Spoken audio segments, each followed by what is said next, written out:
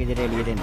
අද මට මාර සතුටු දවසක්. මොකද කියනවනේ JKT ඇකඩමි එකේ ගිය පාර කම්පිටිෂන් එකේ වින අද ඉනවා ජජ් බෝඩ් එකේ. මේ ඉන්නේ නිමේෂ්. ගිය පාර කම්පිටිෂන් එකේ සුපිරිම ගේමක් දීලා ෆයිනල් එකට ඇවිල්ලා ෆයිනල් එකේ වින් කරලා සිලෙක්ට් වුණ නිමේෂ්. ඉතින් නිමේෂ් අද මේ වගේ තැනකට ඇවිල්ලා ඉන්නවා. ඔන්න ජජ් බෝඩ් එකට ඇවිල්ලා JKT ඇකඩමි එකේ මෙදාසරේ ඉන් කම්පිටිෂන් එකේ නේ.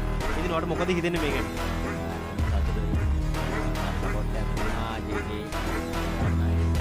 සර්ගින් ගත් දේවල් එක්ක මම අද මේ ඉන්න තැන ගැන මම සෑහෙන ආඩම්බර වෙනවා. ඒ වගේම මේ ඔයා මෙතනට එනකොට ඇකඩමි එකට සහභාගී වෙන්න කලින් මොන වගේ එක්ස්පීරියන්ස් ටැටෝ ගැන තිබ්බේ? ඇත්තම කිව්වොත් මම මේ JK ඇකඩමියට සම්බන්ධ වෙන්න කලින් ඉඳන් මම ටැටූස් කරනවා.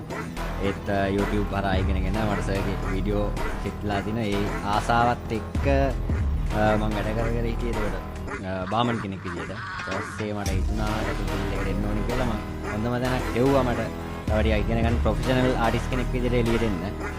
ඒත් එක්ක මට රාමනායක සර්ගේ දැකලා ඒ වීඩියෝස් දැකලා ඒවා හරහා මම සර්ත් එක්ක සම්බන්ධ වෙනවා. ඇත්තම ඊට පස්සේ තමයි මේ ගමන එන්න මට සර්ගෙන් ෆුල් සපෝට් එකක් හම්බ වෙනවා. මගේ කැපීමයි සර්ගේ සහයෝගය එක්ක දුරක් ආවා. අද එතකොට මෙදාසරේ ඉන් කම්පිටිෂන් එකේ යන අතරවාරේ ඔන්න දැන් තියෙනවා තෝරගන්න ගොඩක් අය ඉන්නවා. ඉතින් මේ සම්බන්ධයෙන් තෝරගන්න අද කම්පිටිෂන් එකට සහභාගී වෙලා ඔයා ජජ් කෙනෙක් විදිහට ජජ් බෝඩ් එකේ ඉඳගෙන තෝරගන්න ලැබීම ගැන මේ එක්ස්පීරියන්ස් එක ගැන මොකද හිතෙන්නේ? ඇත්තම අලුත්